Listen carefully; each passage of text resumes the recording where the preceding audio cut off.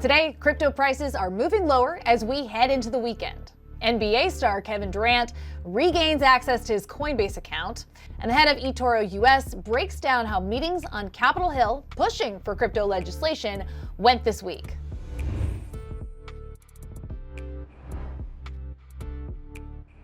Welcome to CNBC's Crypto World. I'm Mackenzie Sigalos. Crypto prices are in the red to end the week, with Bitcoin sliding to just under $116,000 as of noon Eastern.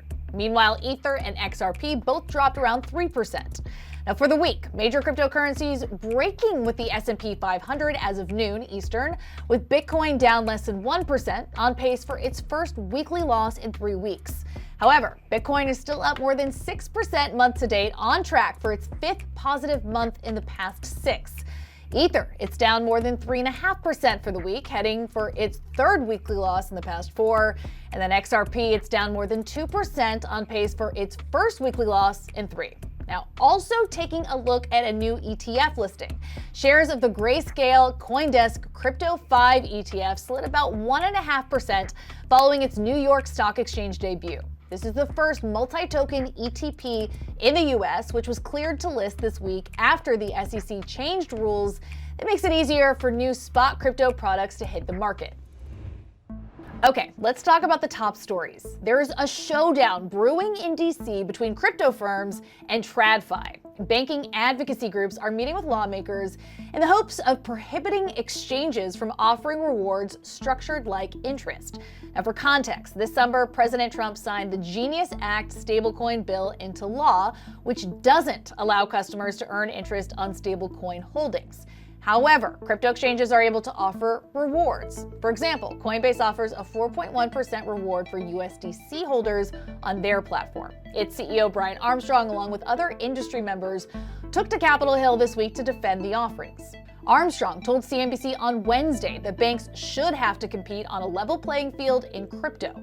This was a debated topic leading up to the passing of the Genius Act. Wyoming Senator Cynthia Lummis, a longtime advocate for the industry in D.C., told CNBC she is supportive of the compromise achieved by the banks in the digital asset industry and that the issue should not be reopened. Finally, NBA player Kevin Durant regained access to his Coinbase account. His agent, Rich Kleiman, said earlier this week at a CNBC event that they haven't been able to track down Durant's account information. Though, surprisingly, Kleiman said that the situation has only benefited Durant. Well, last night, Coinbase's CEO Brian Armstrong took to X to update that the account recovery is complete. Kleiman says Durant began accumulating Bitcoin back in 2016. For reference, Bitcoin traded between about $360 to $1,000 that year.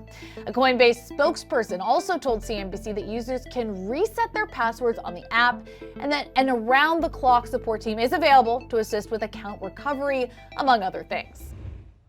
All right, for our main story, eToro's Andrew McCormick participated in meetings on Capitol Hill this week, joining other key industry executives pushing for crypto legislation. Crypto World's Talia Kaplan spoke with the head of eToro US this afternoon to find out what was accomplished at those meetings and what happens next. You just spent some time in DC this week. On Tuesday, you attended a roundtable and Hill meetings pushing for the Bitcoin Act.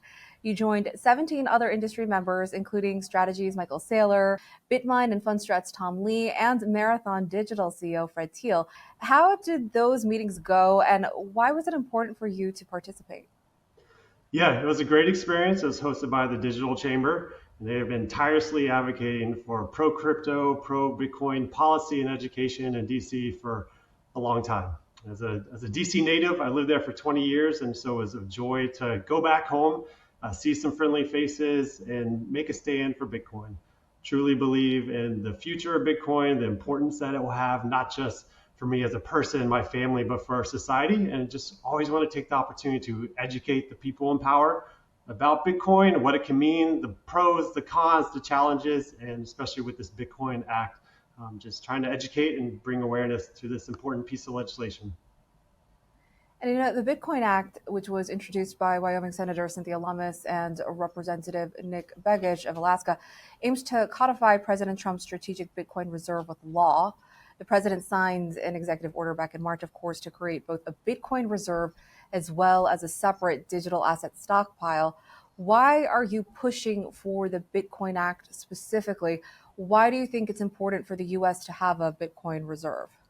Yeah, so it's nice to have something in law. Executive orders, there's a lot of them, and they can change every couple of years, back and forth, back and forth. As we see in the financial industry, when you have the Securities Act of 1933 still in the year 2025 playing a critical role in our industry, would love to have something like the Bitcoin Act in legislation that will stand the test of time and be here for a long time. So to codify the strategic reserve, I think is important in law. I think it's important because look, Bitcoin is an important asset. It's a critical asset. I know we're all on different places on our Bitcoin journey, right? I used not to get it, and it took 5 years and it finally clicked. But look, the US, we purchase and hold gold. We do the same with oil.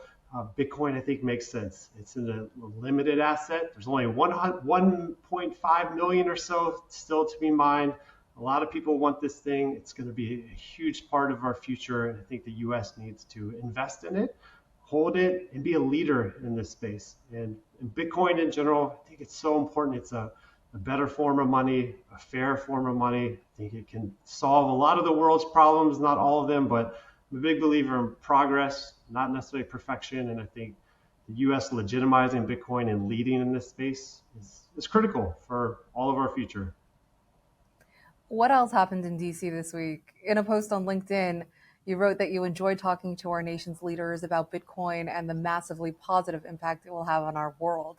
You wrote that, quote, decades of fiscal irresponsibility in DC has done, quote, infinite damage to our society and future. Can you elaborate on that and take us through anything else notable that happened during your time in DC this week? Yeah, sure. So I'm a huge worrier about the federal debt, $34 trillion. What does that look like in 5, 10, 20 years? It's not always the coolest of topics to talk about, but that math is important. And where that story ends, it's scary. And I remember my granddad talking about the same things, and like 30 years ago, my dad talking about the same things. And I guess I'm old now because I'm talking about the same things in terms of like the federal deficit and what that will mean for our future. And Bitcoin, I don't think necessarily can solve everything on that piece, but with this Bitcoin Act, the design is to buy 1 million Bitcoins over the next 5 years, hold them at least 20 years, and hopefully with the march of time and progress in markets that those 1 million Bitcoins are worth a lot more in 20 years, and that can make a real dent in the federal deficit. With Bitcoin in general, it looked like it's interesting. We all are working day in and day out for the US dollar, which can be printed by a push of a button, and it can be devalued in a second by people who aren't elected, who we don't know, and that has a huge impact on things like inflation, income inequality, just makes wars and crime much cheaper when just money can be printed out of thin air. And Bitcoin, I think, helps in a lot of those ways. A fair currency that the people can control and contribute to, and not just a few people in a room somewhere. And yeah, big believer in it. And I recognize like people in those discussions challenge some of these and said, do you really want the government involved in all this? And I think that kind of discussion and debate is great. And we need to incorporate tons of different views and opinions into this thing and just trying to build a better society, not just for today, but forever. So what's next? Do you have any other crypto-related meetings on the agenda in Washington, D.C. coming up? Not at the time. Moved up to the New York area, so I'll be traveling less. And so if I hit the road right afterwards, would maybe not be the most popular thing with the family, but it seems like a lot of good progress is happening on Capitol Hill with crypto.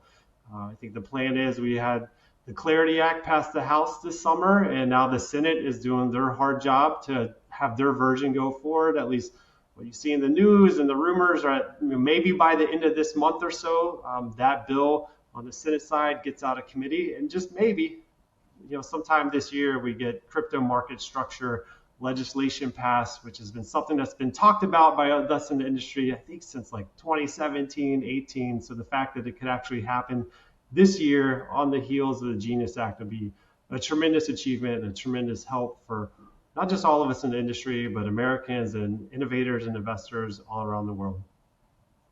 Yeah, and expanding on that, last time you and I spoke was in July. That was a couple of weeks before the president signed the Genius Act stablecoin bill into law, and we got our first major piece of legislation in the US to regulate crypto. In previous conversations, you mentioned that you were always optimistic this day would come, saying that every year you would say, this is the year we will get crypto regulated in the US. And here we are now, finally seeing some major regulatory advancements for digital assets. What's your reaction to what's happening on Capitol Hill, and what do you think has changed since the Genius Act became law here in the US? Yeah, I'm encouraged. I'm an eternal optimist, which is probably why for like 8 years in a row I said this is the year, but it actually happened this year. And I think a lot of lawmakers are just understanding more and more what this industry means, and that it's not something necessarily in the shadows and sketchy stuff, but these are true people who believe in the system of building a better and fair economic system. I think in the heels of the Genius Act already, you have a lot of companies who are maybe abroad and they've run away from the US already making announcements that they're launching US businesses, US initiatives. And I think that's going to help our US ecosystem, but also create more jobs and more opportunities and just more investment in the US. And really excited about that. And that's 6 weeks or so after this bill is signed into law, and hopefully there's much more to come. And expanding on something else you mentioned, the Clarity Act, many in the industry are now focusing on that bill, which the House also passed in July. The Senate is also working on its own version of a market structure bill, as you mentioned. And Senator Cynthia Lummis told me during an interview in her home state of Wyoming that the Senate will incorporate the Clarity Act into its version. She also said she's hopeful that the U.S. could see market structure legislation become law by Christmas.